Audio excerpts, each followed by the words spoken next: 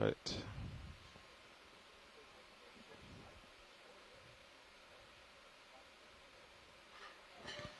I'm still 10 up, so we'll keep coming down.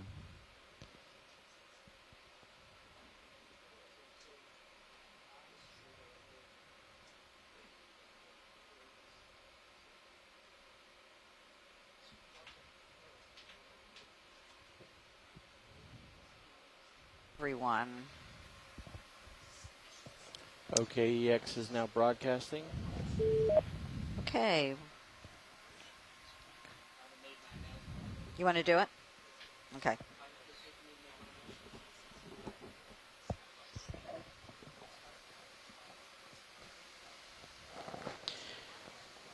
This is the Okeanos video engineer, Roland Bryan, from the National, from NOAA's Office of Ocean Exploration. Set up if you'd like. Let's take 2 on this. John, you're at 50 now. This is Roland Bryan. I'm aboard the NOAA ship Okeanos Explorer. As we've descended and reached the bottom, I just want to make a general announcement to all those on the conference call, as well as the OKEX party line, and those watching from home. Keep in mind as we proceed with the dive today that all audio associated with this dive is recorded with the archive video, as well as being transmitted to the satellite and around the world via the internet. So keep that in mind as we proceed with the dive today, and enjoy the dive. Thank you. Thank you, Roland. And he was teasing yesterday about how many times we go through and say this. Bridge, RV Nav. This is Shirley Pomponi. Go ahead, we Nav. are broadcasting Just live, letting you know that as we are on Roland bottom, said, and for right now, the bailout plan NOAA stands ship at Okeanos 090. Explorer, which I is will America's update you ship for as ocean that changes. exploration. Good copy. We are Thank coming you. to you live from the Marianas Trench National Marine Monument, and we are about ready to begin our pre-dive meeting. We are at a place today that is unnamed. It's called the Unnamed Four-Arc Seamount. And in just a couple of minutes, we will be talking about the dive. But as you can see, we are already on the bottom. We are at 3,311 meters. And we will go around and do introductions in just a few minutes. But first, my partner, Patty Fryer, the geology science lead, is going to give us an introduction to this dive site.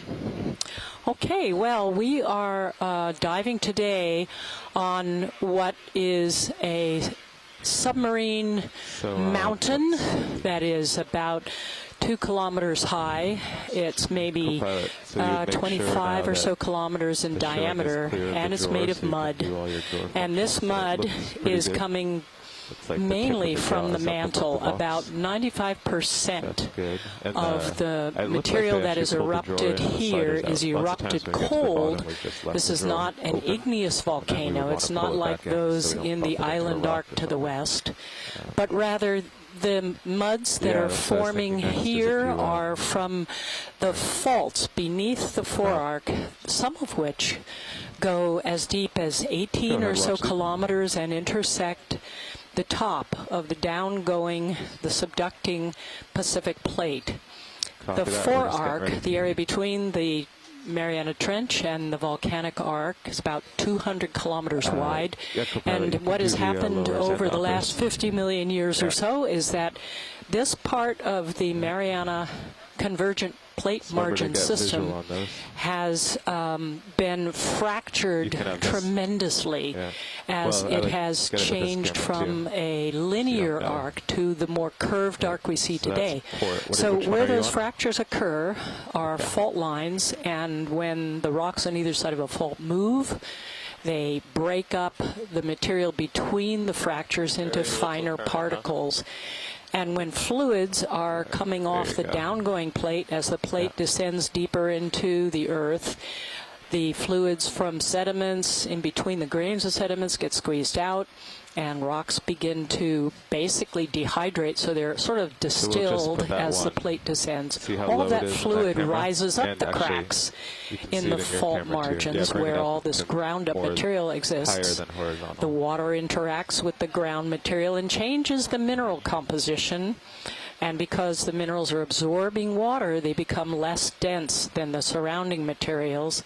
And as continued extension occurs in the region between the arc and the trench, the faults are pulled apart, and that permits these mushes of fluid and rock to rise and erupt on the seafloor.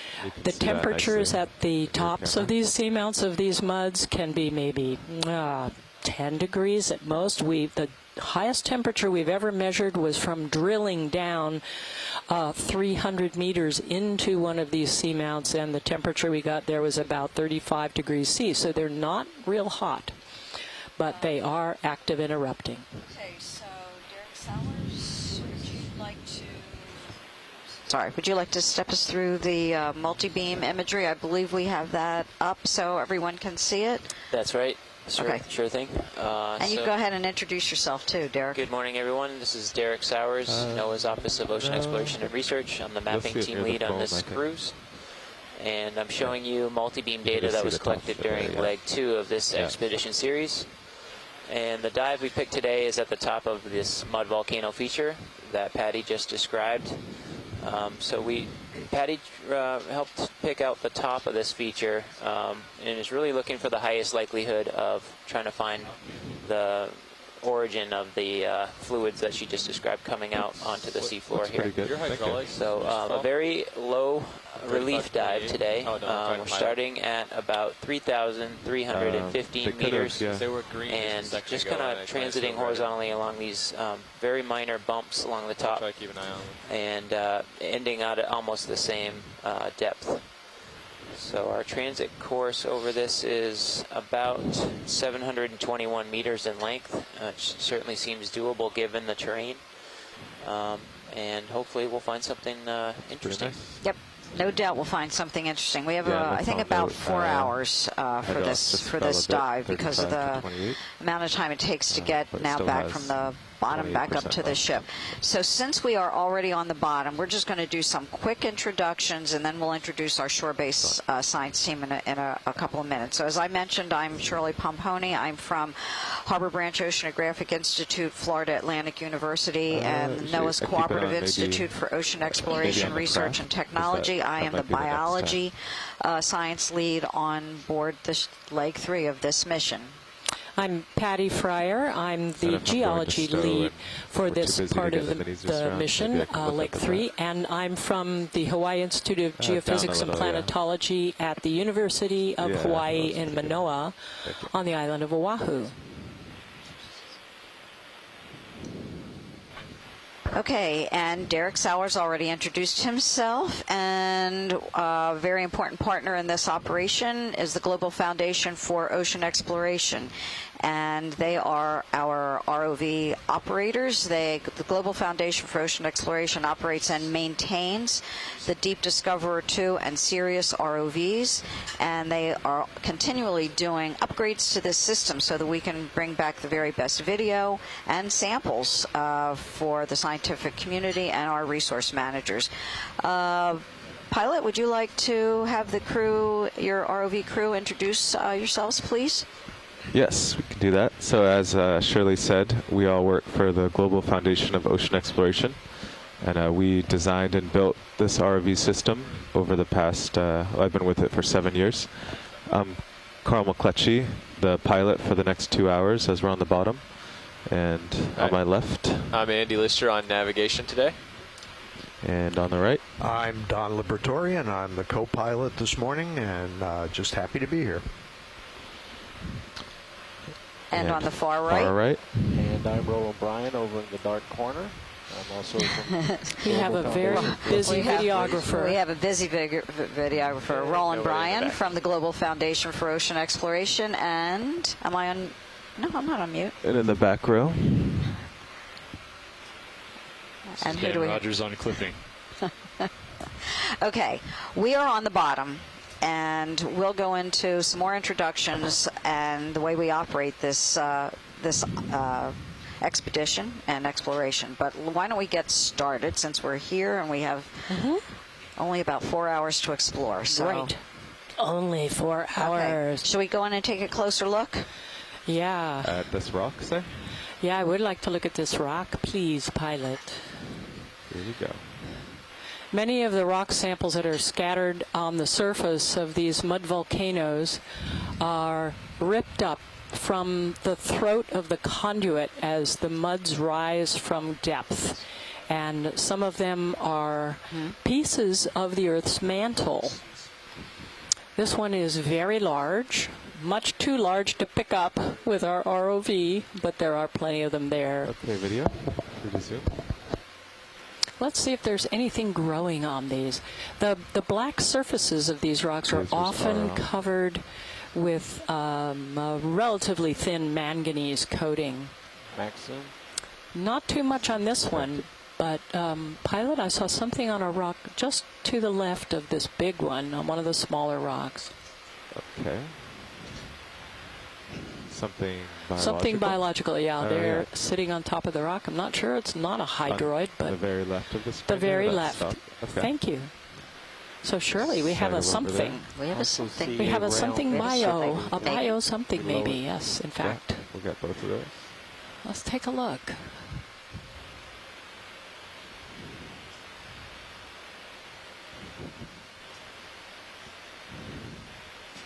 There's also a little something gray on the rock in front of the Okay, video. second Okay, here we one go. We down. got the circular thing first. Yeah, what is that circular Yeah, you know what? We thing? looked at something like that Yesterday. yesterday. Boy, it Yeah. looks like it sure does look like a bivalve to me. It looks like a shell. Yeah. It does look like Yeah. a shell for sure. It looks Now, like a bivalve. oh, that's encouraging. You know, some of these seeps, the active springs on these Go ahead, go seamounts up, have Okay. communities of animals. Often, well, what I've seen mostly are mussels, but other dives, especially Shinkai 6500, Is that Max? That is Maxim. human-occupied submersible operated by Jabstech, Yep. Okay, what do we have here? has seen clams. It looks like some. Boy, it's not hydroid. It looks like some kind of a tube, perhaps a polychaete Doesn't have tube. much detail in it. Not sure. Oh, you know what? Scott says it could be dendritic forams. So forams are unicellular animals, and they How are. wide I can hop closer. But they, I've never Here's seen small them to white make thing these on kind the of like rock tree-like behind structures. the So not sure rock what they are. immediately left Scott, of any the- idea what that bivalve might have been? Maybe we could. Hi, Shirley. No, I wasn't sure. I couldn't tell if that was something that was in place or something that had been dropped off a boat. Yeah, no. You know what? It looked like it was attached to the rock, Scott, but it Pilot, didn't if we look like could it was find alive a though. sample in this cluster that is reasonable to Okay, pick video. up. You want a rock sample? Sure. Maybe Watch. the one to the left of the one with the strange biological kinda- thing on it. Okay. We're just got a little closer here for this. Okay, Yeah, sure. very identify interesting. this More better. like this. Yeah. Yeah, no problem. And then we'll see like about a 15 centimeter rock from here. It appears to be That's a dead right. stalk of something. Oh, you're talking about up here? You don't like that one? Oh, okay. Oh, I know what she's asking about that rock. That does look like a good rock, doesn't it, Shirley? What am I looking for here? Anytime we can get more bang for the buck. Oh, That does okay, look like a good rock, huh, Shirley? It looks like a very I fine think we rock. have to go higher for that. Yeah. This is, Let's get lasers and see how big it is. Yeah, good idea. I think we. Yeah, that one I was Yeah. thinking of. Yeah, we'd really like to have the it. small. Oh, it's kinda 5 small. centimeters. Yeah. Yeah, it's it's kind small. of teeny. Okay, no, if it's a rock sample. It's a rock sample. You go ahead and figure out which rock you want. The one just Looks like there are a few of those Just to the- tubes, actually. Yeah, go yeah, ahead. just to the left of the laser, good or the looking one rock. that the left laser is Yeah. on, looks. That it- giant Video one. either what? Can we look It at looks so this much before bigger than we- it actually yeah. is. yeah, I know. Good. And that's actually a nice thing because then they're not too heavy to pick up. Yeah. Since we're closer, we'll Look look at at that. this. Yeah, do let's look that. at that. Can we get a? Yeah. Oh, it's definitely Yeah, it's ribbed. Yeah, it's ribbed. It's ribbed. It's a shell. Some kind of a shell. Anybody saying what it might be? Oh, Shirley looks today like I'm the one who's disconnected. Are you? Did you get kicked off? I got kicked off the chat. Interesting. Video's clear. Thanks, pilot. Okay. Go wide, look around. So, Which rock did you want, Patty? The one just to the, like right in the center screen right now? Yeah, the one that was just to the left of the bivalve. okay, we Left, can get that one. yeah, left laser is just below it, or just touching the bottom of it. All right. Go ahead and set up for that. Yes, please. So go folks pilot. at home Roger. who may just be joining us, those two little red dots are from our laser beams, and that gives a scale. They are 10 centimeters apart, in other words, about 4 inches. Hydraulics are on now. So we're going to try to Hydraulics pick are up on, this ramped rock. up. And watch, Lee, would you like this in the port rock box? Port rock box is just fine. Excellent.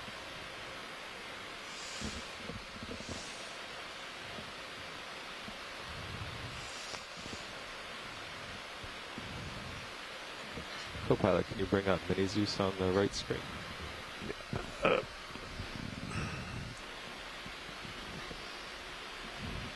Okay. Excellent. And then you Just can take leave writing control down some notes here. Mini Yeah. Yes, please. Roger that.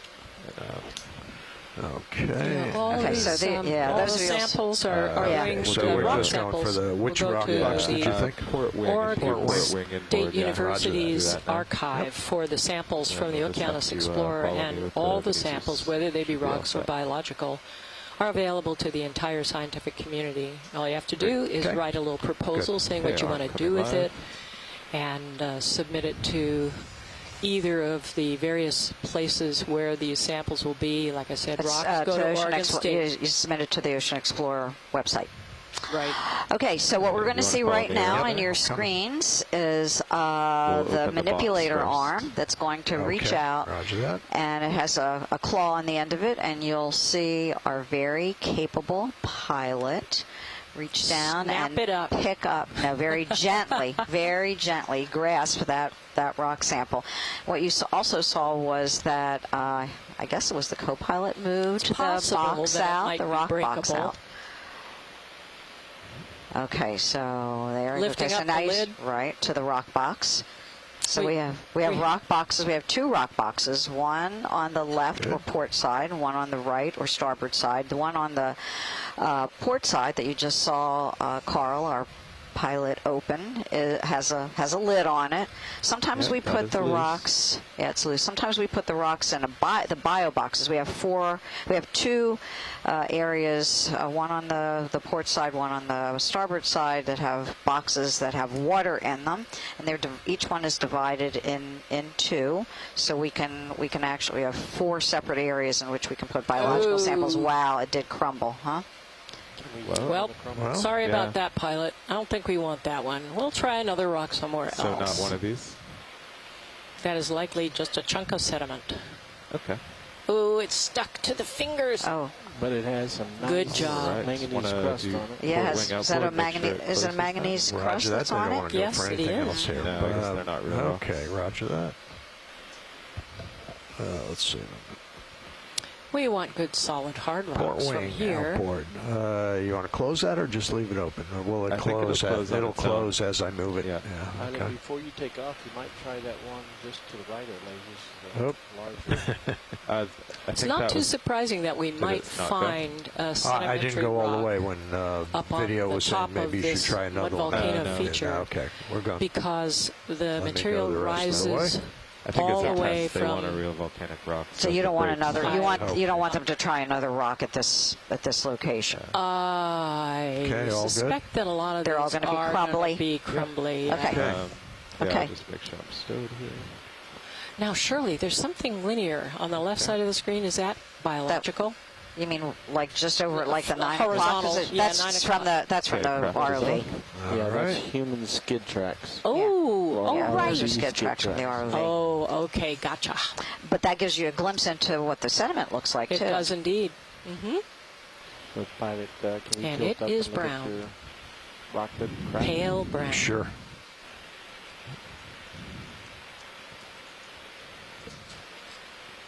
With the main HD With or the mini? Main HD. Oh, Okay. main HD. Well, Sorry. Okay. Mini's in a good spot too. All right. And it's perfectly centered on the screen right now. All right, go for it, video. Okay. So that is the rock. that Yeah, was there's the not rock. really a There you go. Patty, take a look at Yeah, that. I am. Yep. Very brown inside. Very So- likely a chunk of sediment burped up by the mud volcano. The top, Hydraulics are off, pilot. top Okay. part of that, you can definitely see the You can flake. see that nice that is manganese crust on there. You I can see believe that so. nice manganese crust. Any of our shore-based science team, geologists in particular, who want to weigh in on this, Go wide. feel free to do so. Pilot, just past that is a white stalk. It's white. Now immediately right laser. So the way sliding down. the way Okeanos Explorer operates is quite unique.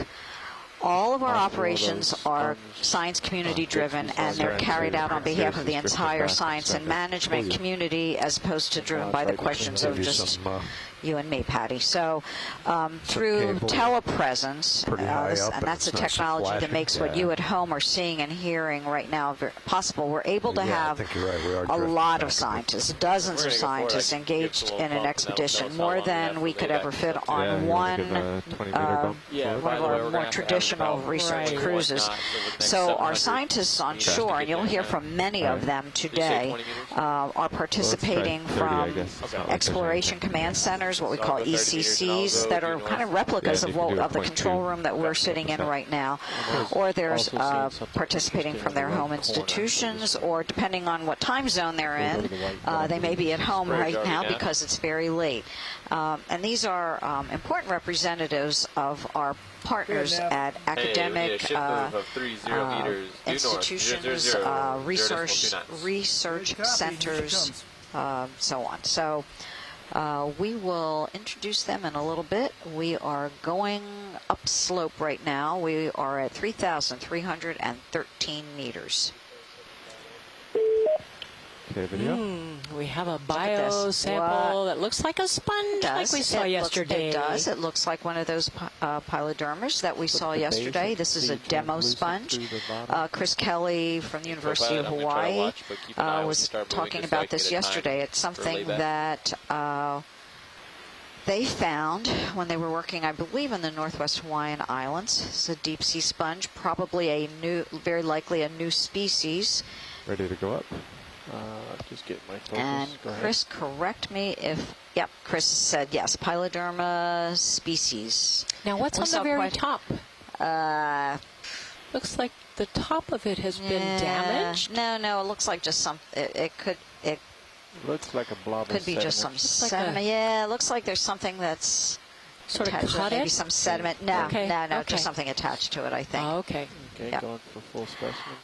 Chris, what I find Lasers are interesting on. is that it looks like there's some kind of Okay, a that was good on top of a rock. central tube, or an axis, and I don't know Yeah. if that's just if that's like Yeah, very an round axis rock, made out yeah, of the and it's siliceous to the left of the spicules, the sponge. microscopic skeletal elements, or not.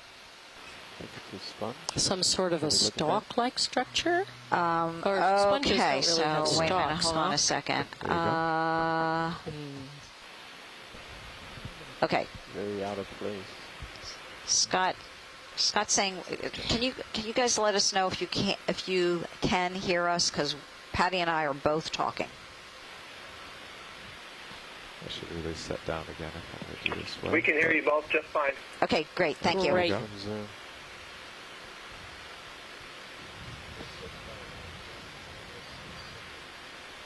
The circular thing. Okay, so there's a spherical A little ball rock of that something looks like that has, Roland has thinks there's sediment something biological adhered to it. on it. Yeah. I wonder. tiny. I wonder at this depth, those little white dots that we see all over the seafloor, those are very likely foraminiferal tests or shells from tiny little one-celled Tilt down the ones right organisms. below me. We have done some push cores on the seafloor in the tops of these seamounts and got lots and lots of There we go. the shells of Zoom these in on the tiny white dots. organisms. And they help paleontologists date the mud flows because often the seamounts are episodically active, so a mud flow will come out, and then after a while a whole bunch of sediment accumulates on top of that flow, and then another flow comes out, and so we can kind of tell what the sequence. Look in the upper right. Oh yeah, upper right, there's some biological white thing. There we go. Is that a sponge? No. Oh, It's an urchin tooth, right? Yeah, I'm thinking, Maybe. yeah, it's looking to me like it's a pteropod, but since pteropods are there benthic pteropods? Does anyone? I'm sure someone knows. Oh yeah, pteropod. These would be shells of dead snails that have drifted down from the water column. And just stuck itself in. I'm sorry, can you repeat that, Shirley? Yeah, and it just kind of stuck itself. Just got stuck. The pointy end of its shell just stuck into the sediment. Yeah, I can't really see from here that it's stuck in the sediment. It just looks to me like it's one that's resting on top. I saw several others as you were kind of moving around. This is not uncommon. In fact, there are places, I believe, where they have what's referred to as pteropod ooze. There's so much of these shells on the bottom that they form the sediment. Do you want to make tracks or investigate? Oh, thanks, that Chris. distance off to the right? No, that was Scott. I believe that was Scott. Yeah, Oh, I'm that's sorry. Got time, I'll fly around. Scott France from the University of Louisiana at Lafayette, one of our regulars on our shore-based science team. And Scott has also been a Now, I biology think we're science just starting lead to see some on movement quite a now. few of these expeditions. See that? Yep. That's about 6 minutes, something like that. You want to do a zoom there? Looks like we got a 3 to 4 minute. for the and ship here to we go go make a again. start. Ooh, there's a There's a critter stalk sticking in his it. head out of a If you burrow go wide, I'll at sit the down very there. top, almost middle of the screen. Wonder if we can get a good look at that. Did you get a quick look? I did. Do you happen to know what this Possibly. I have Maybe absolutely above no the idea. lasers. I'm not going to venture a guess until I can get close Okay. enough to see. All right. If it's live, dead, biological, sediment, what is it?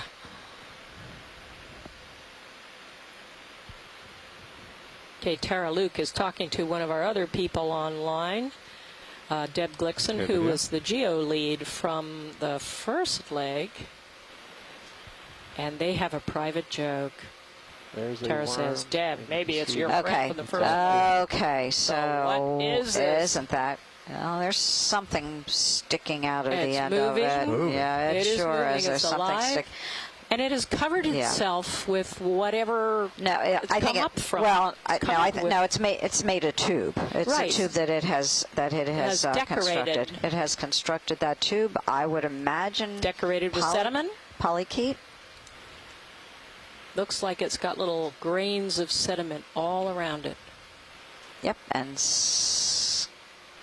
Scott and Asako both confirm that this is a polychaete tube. And does it have sediment stuck to it? It doesn't have it stuck to it. It actually constructs that tube made out of the sediment. Oh, I right. So it see. actually constructs a tube. So it's not like it's got it stuck to. Does it have sediment stuck to it? It doesn't have it stuck to it. It actually constructs that tube made out of the sediment. Oh, I right. So it see. actually constructs a tube. So it's not like it's got it stuck to the body. It's making a tube in which it lives. Many of these polychaetes do that. So I believe I can see the head end of the polychaete sticking out the end Yeah. of the beak. Yeah. You guys see Yep. that? Yes, indeed. Yeah. Is it possible to get any closer? Is that max zoom video? It is maximum. Yeah, there are several benthic polychaetes that will produce a tube. So if we were to go further down in the sediment, you would see a kind of flexible membranous tube, and then above the sediment they will glue various particles and sediment grains and even shells if they find them to the outside of the tube. In shallow water, in intertidal water, you can walk along the beach and see algae and mollusk shells, broken up shells, and all kinds of stuff stuck to the tube of the Diapatra, the parchment tube worm. Yeah, you can. They can get to be quite elaborate and quite extensive, actually. Also. Okay. So does this animal burrow into the sediment and then as it lives there, it grows its tube above? I think it begins its tube in the sediment, but as you can see, it's actually extending its. Well, I'm not going to call it a head, but a head outside of the end of the tube. But the thing I'm thinking is that around where this animal's coming out of the sediment. It's in the sediment. The sediment around it is dark brown, and then there's a white ring, and then there's a black ring, and it looks to me as if it has brought material up from deeper down in this location, suggesting that there is white beneath the brown sediment we see all over the surface, and then also below that there's some black sediment, which could be volcanic ash. Sort of looks like a little depression that the stuff is Patty, I blown think that's into. a pretty good description. You know, they will burrow, excavate in order to build that tube, and presumably they could withdraw down below.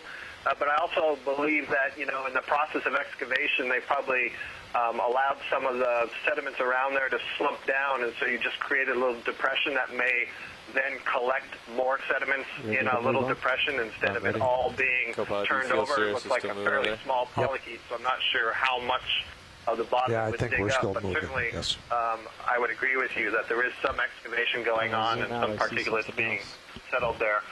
Now, in shallow water, some of these worms basically are considered like farmers. They may farm algae and stuff on the tubes, and maybe that's happening with microbiology here. Maybe there's some bacteria growing around there that feeds on as well. Okay, thank you very much, Scott. Yeah, and by the way, these sediment particles are not just, you know, random ones that they pick up. They actually select. So, yeah, they're selected to, and it's kind of species specific, I think. Really? Yep. Bob Carney, who's joining us from, I hope I get this right, Louisiana State University, said that the white sediment in that halo around the polychaete looks like pelagic forams. I would agree. And he's also said that the sediment surface is uniform, so it doesn't look like there's any obvious bioturbation, you know, or that's all mixed up. Modeling. That's correct. Mottling, not modeling. Mottling. Right.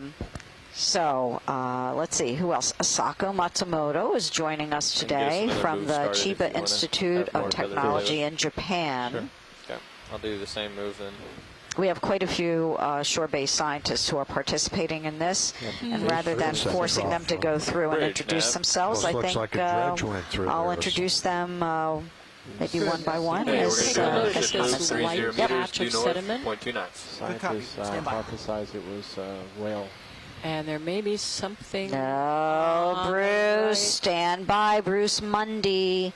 Bruce Mundy from NOAA Fisheries, who is on the line joining us from the NOAA Research Center Exploration Command Center. It's interesting that this fish is sitting right next to kind of a little furrow. Yeah, let's let him. Why don't we let Bruce tell us what this is? Well, of course we know what this is, but maybe some of those joining do not. Okay, Bruce, go on. You are on. Okay, thank you. This is Bruce Mundy from the Pacific Islands Fisheries Research Center. As in the past few days, we've got a little bit of a time lag here, so I'm just beginning to see this. But this is another one of the cusk eel, one of the ophidiiform fishes, Ophidiidae. They're a dominant type of fish at these depths, these deeper depths. You see it has long fins going along the back and then also on the lower part of the body and kind of an eel-like body. This was not being overly cooperative because it's keeping its head turned away from us, but it looks like it's got a small eye. So my suspicion is this is in either the genus Basozetus or spectrunculus. I'll have to get a look at the things on the bottom to see if they're single filaments or double filaments. And again, it's not being cooperative for that. Hey, Bruce, I don't think we've seen this one before, and I did see the filaments on the big screen, and they are not divided. Okay, so that means it's not spectrunculus. And I think Chris is right. This looks a little different from the Basilides. It's got something funny around its mouth, like little papillae or whiskers, and I don't recognize that. And it's very rounded head. It's very scaly head and small eyes are going to give us a puzzle to work out. So I'm not sure what this genus is. It's definitely a cuspeel, but yeah, Chris is right. Looks like something new. And the thing at the bottom of his head is, by the mouth, is a little bit odd. Yeah, so Bruce, since we don't really know what this is, I'm not sure you can comment on whether or not this. Remember yesterday that we saw that cusk eel with the big eye without a lens? The eyes did not have lenses. Do you know anything? Well, since this is new, you may not know anything about this particular one.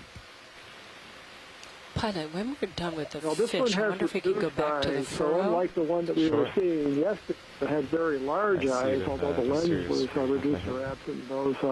This one's got reduced eyes, so this is a species that's not relying on vision much at all. It's probably relying more on the organs along the side of the body, on the lateral line and around the head to pick up vibrations or pressure waves going through the water, and maybe also a sense of smell and even taste with the when it gets down to the bottom. So it's relying on sensory systems other than vision to find its food and to avoid prey. And that's often the case at this depth of 3,000 meters or so where there's no sunlight. There they are. You got them. Yeah, we're now approaching 2 furrows in the seafloor where we first saw the cusk eel. So I'm wondering if anybody on shore knows whether there are animals that maybe come down to the seafloor and kind of rub themselves along the seafloor to make such furrows? Well, yeah, there are whales and porpoises and other things that'll create burrows on the seafloor, but to my knowledge, not at 3,300 meters down. So I don't know what these things are. Okay. So has this area ever been explored before by, with other ROVs? There's a shrimp in there. Yeah, we saw that. I think we recorded that earlier. Little shrimp? Should start moving Did you here. take a look at that? We did not get tight. We're going to now. Okay. So wait a second. Pushing a little closer, pilot. I'm getting the furrow first. Okay, good. You want to get the upper edge? Yeah, let's get the 7 and 6. Yeah.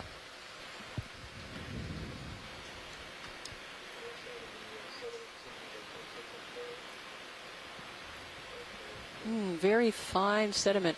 Listen, it gives us a little bit of a look into the sediment to see whether there is layering of anything else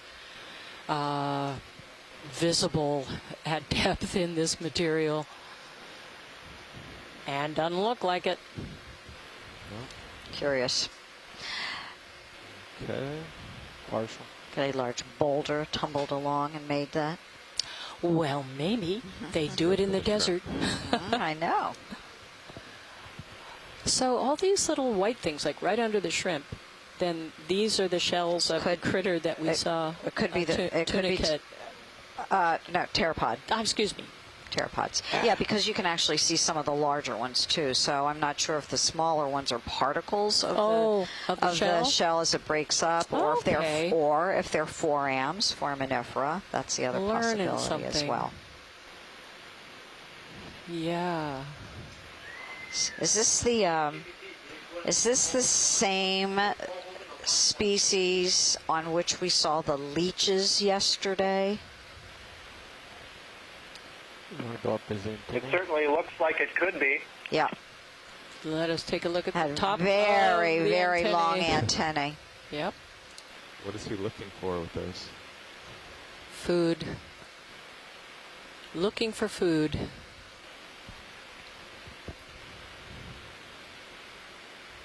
What graceful animals.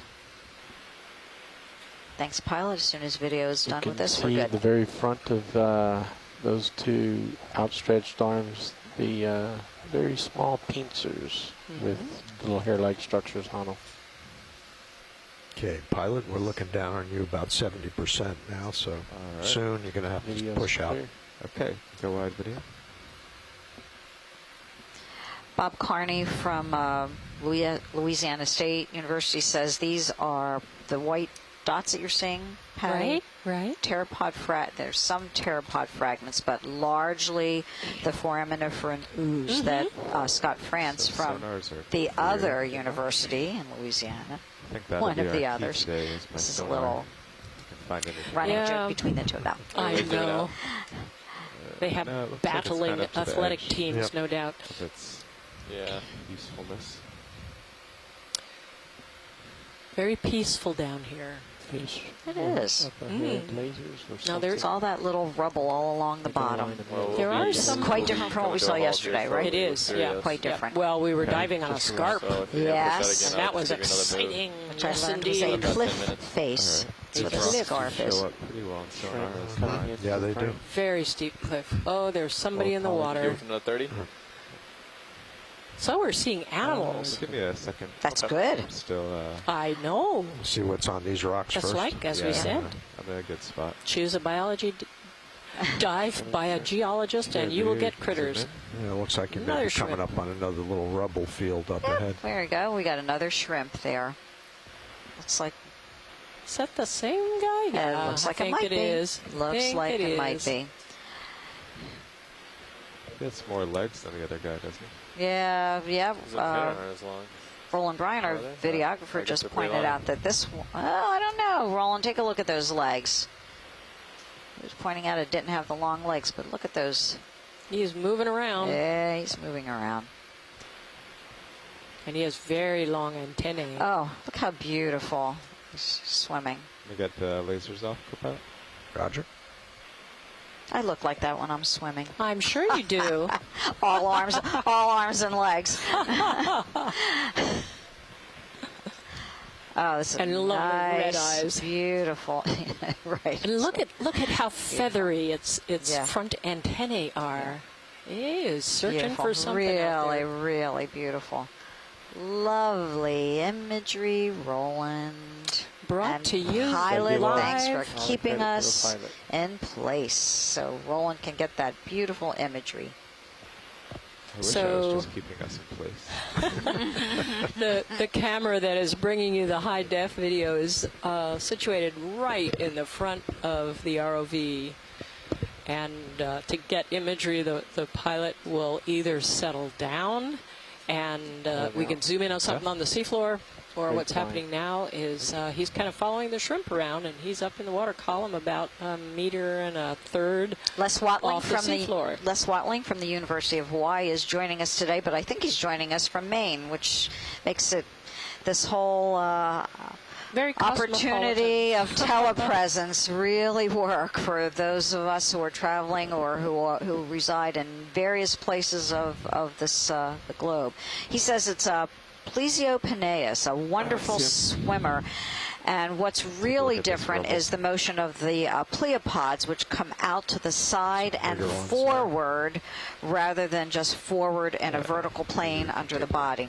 Those of you who are watching and listening from home, we're learning, all of us are learning a lot about deep sea biology and the different adaptations that these organisms have to be successful and live in the deep sea. And get a rock at the point of the right. Yesterday we heard that's from very Tara solid. Harmer Luke, who's talking about the last who's participating from Stockton University in New Jersey about adaptations for feeding. Yes, Patty? looks like, looks like we got some echinoderm down there. And the rocks on the left side of the screen, just going out of view, are very platy and brown on the bottom. Very likely these are sedimentary rocks, flat and layered. Ones you would want to sample. Okay, is this 1, 2, 3, 4, 5? It's a brittle star? I don't know. Tara Okay, thinks video? it might be no, it is. It's a brittle star. You're right. Oh, look, it's got its center up off the seafloor. Usually we see them doing just push-ups. completely flattened down. It's doing brittle star push-ups. Right, well, it is early morning here in the Mariana Trench Back to National light. Marine Keep it Monument. partial. on NOAA's ship of exploration, the Okeanos Explorer. And here we're watching push-ups by a brittle star. Okay, settled down now on the seafloor. How cool. We might have Starman calling in. We may. Starman is Chris Ma. Chris is Smithsonian, as an echinoderm specialist from the Smithsonian Institution, and he is monitoring these dives very carefully. And every time we see something star-shaped, yes, he even the Holothurians. He calls in and shares with us his knowledge, which is profound and extensive. He doesn't call in, and until he does, this is Scott. Yesterday I was pointing out that these ophiuroids move by pushing their legs across the bottom, and so they raise up off the bottom. So that was a nice indication that they lift themselves up, move the legs, and will move around instead of like the sea stars, which stay flat to the bottom and use their tube feet individually to sort of glide them along. Yes, please. Yeah, Roger. Thanks, Scott. There you go. Yeah, we have seen some brittle stars moving really fast on the seafloor, and it looks like, from Okay, we'll wait and see what they say about ignoramus's point of view, it kind of looks like the way sidewinder snakes move. They'll put out one tip of the arm and then kind of switch it sideways. Yeah, there's a bunch that's so nice. And they can move really fast. Watch lead, pilot. Go ahead, pilot. Come into this rubble field. Is there any interest in trying to Do you want to grab get a one of rock these, or do you in think there? they're the same? I suspect they're sediment, but we could get lucky. Do you have time to settle and kind of squeeze one? Yes, we do. So you do want me to, in It a would way, be try nice. to break it, right? Yeah, and see if it's, if you use kind of low to medium pressure with them in it. That's what I did last time. I used 4 out of 10. 10 being the highest. Right. You know, for a real, right. Well, for real solid rock, 10 would be no problem. Okay, thanks. So that last rock was very fragile. You can try this one too. This one on the bottom. Yeah, any of those that look a good size. I suspect they're very similar. I have a feeling they might be sedimentary, but that's okay. Right? The one with the, the one with the lasers on it looks wonderfully sized. Aimed at. Hey, co-pilot, want to set me up for a sample? Roger that. Above that rock, I see some clear creature, possible, very small holothurian. Oh, yeah, I see that.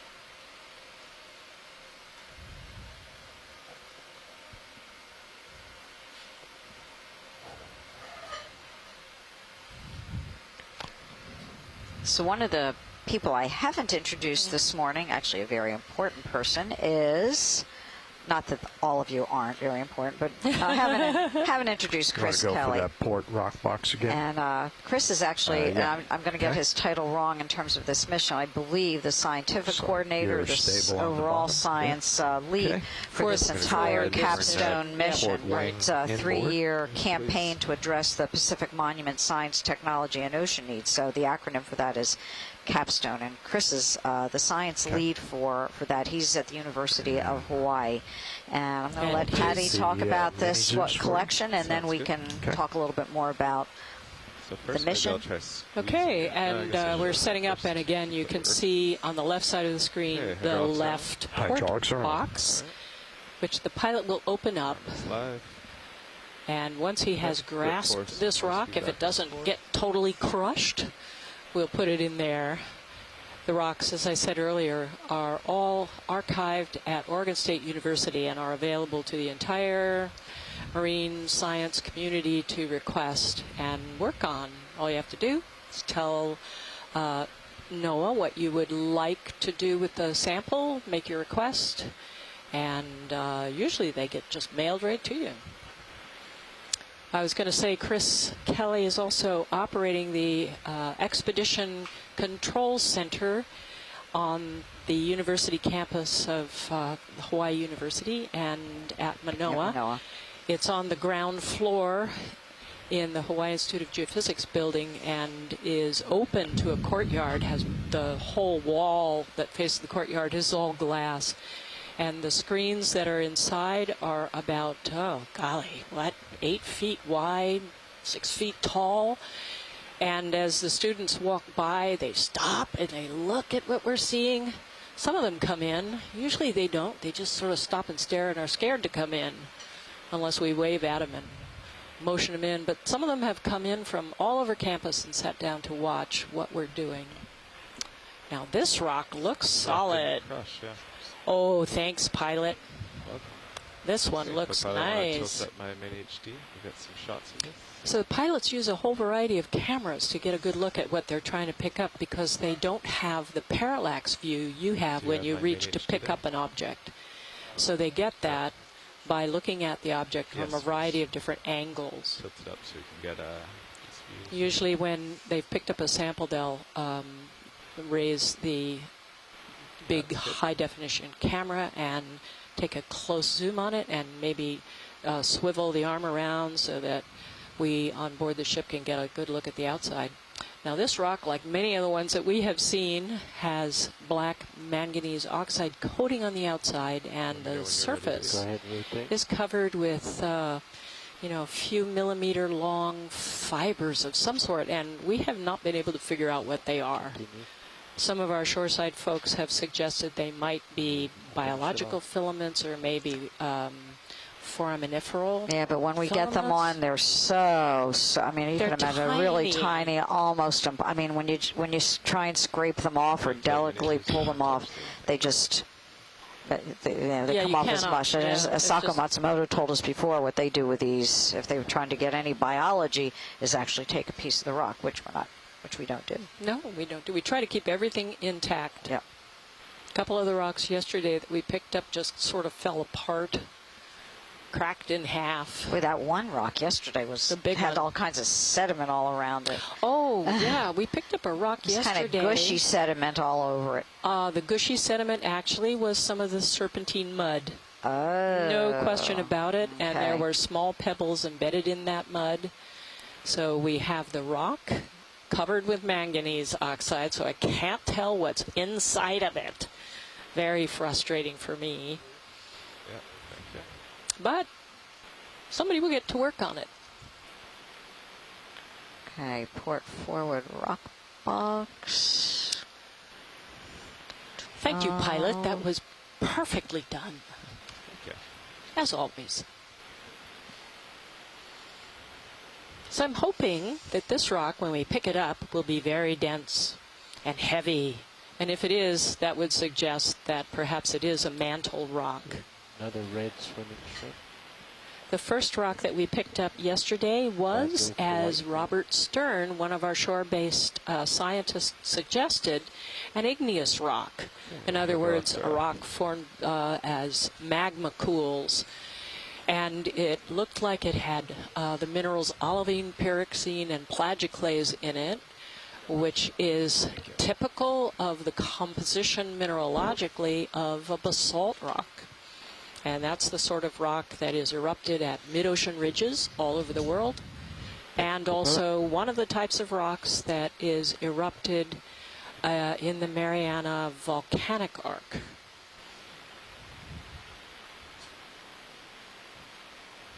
When we first saw that stuff, it looked heavily fractured, just all broken up and exposed in a nearly vertical wall. So I heard there's a... This is the NOAA ship Okeanos Explorer, America's ship for ocean exploration, and we are coming to you live as we explore unknown areas of the Marianas Trench National Marine Monument.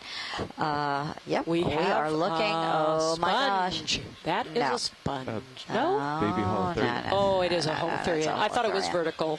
Does sort of look like a sponge crossbred with a holothurian. No, it's not a sponge. Thank you. Not a sponge. I That like wasn't that. the biologist who said sponge. That was one of our front row folks.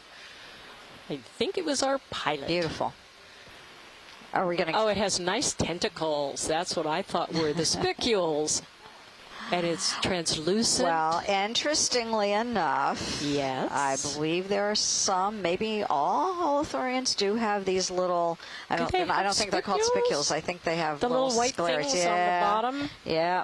So these are possibly siliceous acicular I don't features? know. I don't think they're siliceous. I think Okay. they're calcitic, but I'm not sure.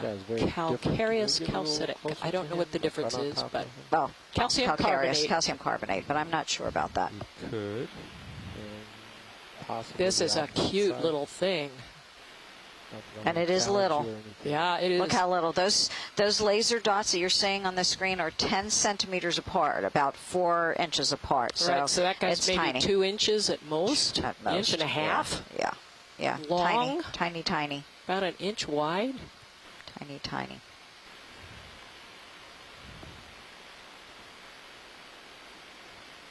The mission that we're on, and in fact, all of the missions on the Okeanos Explorer, well, I shouldn't say that, most of them, are designed and supported by NOAA's Office of Ocean Exploration and Research.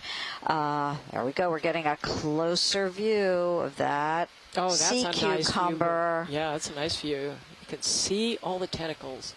That's what I love about this really high-definition video. This is spectacular imagery. And I know which end is the head. See his feelers are out front on the top The right. head is the end to the lower left. No. Because all of that lighter colored material that you see in this creature is filling its gut. I got it backwards again, says our videographer. I never can tell just see the top from bottom on these things. The very front on the top right. What I'm told is that the head end has the longer what have we been doing? projection 40 meters, antennae. 30 meters. Yeah, So they're not called. Yeah, they're not called I'm trying. antennae. They're not called antennae. Thank you. But we have Allison Miller from the University of Guam and Scott France from University of Louisiana, who both have confirmed that yes, indeed, these sea cucumbers do have calcareous structures, and they're called ossicles, and they're in the body walls. Just Yep. watching that front arm Are you move. still happy with due north, or do you want to change it slightly to Set down. for the new? Oh, Robert Carney yeah, says yeah, it's a holothurian, and started if pretty well. that head is upper right, there are up to you no guys. obvious muscle bands. What are you seeing, co-pilot? So we have a quandary here. Can we look at the front side? It's north-ish. I don't know. I figured, we- you know, what you we've only swallow goes kind of We only have to a the dive in. opposite We don't- side of the animal. Yeah, no, we only have a dive in. We don't have another waypoint that we actually. Oh, you know what? have to I go think through to there's get another there. one on the left. See that light blob? So, yeah, if you want to settle Pilot, see the light blob on the lower left? Just going off Probably screen. like I 10 wondered if that degrees. was another holothurian. Just coming up. Is that just a bump in the sediment, or is that Lower a critter? Now lower center rising that's to just nearly sediment. centered. Sediment Okay. color change. Okay, just sediment. Bridge. Too bad. We are going to So, move on. I don't know if you guys could Hey, see we're it in your 700 meters imagery, to go. but 0 in the meters, very top 0, right, I 0 saw degrees, what looked like 0.2 little, for better word, arms reaching out with little fingers on the end that were just grabbing the sediment. I just barely Center picked up that on out the on my screen. monitors. Pilot. Okay. We're going 010. 010. All right. So in order for the ROV to move along the seafloor as we're doing right now, Go ahead. there We're is gonna another find a vehicle above it contour. attached We can go by right over the rise. It a goes cable right back that's if you about like, or we go 30 around it. meters long. Try to And go over it. that vehicle is called Sirius. You'll hear us refer to it as the Sirius. You can see a view of the remotely operated vehicle, the D2. If you look at the second feed, so the middle feed of the 3, on the bottom of your 20 meters ahead of me. your computer screen just below the video image that you're looking at, and that will show the remotely operated vehicle and its lights illuminating the seafloor. That's really useful sometimes to give us context for a structure, or if we're rising on a wall, we can see around us to see what the morphology of the seafloor There it looks is. like. And we're coming up to some more rocks. I'll just go over here real quick, and then we can get back to 010. This is a lone outcrop of A rocks here. lone mound Mound, of outcropping rock. This sort of thing is suspicious to me of some place where material might have been just burped out onto the surface in possibly a sediment-covered previous eruptive site on one of these seamounts. Obviously, right now, it's not doing anything. I don't see any spring orifices, you know, where fluids might be coming out. Where the fluids escape as they rise through the conduit of these seamounts and interact with seawater, chimneys are formed, vertical structures, often very contorted in shape, sometimes rising 30 or more meters into the water column. Some of them look like a saguaro cactus. Okay. Some of them look like the drip castles you make on the seafloor with wet sand. But at the moment, this one does not seem to be doing any of those things. Where we do find active fluid seeping, 010. sometimes we find communities of benthic animals, mussels and snails and galateid crabs, little white crabs, and worm tubes, but not the kind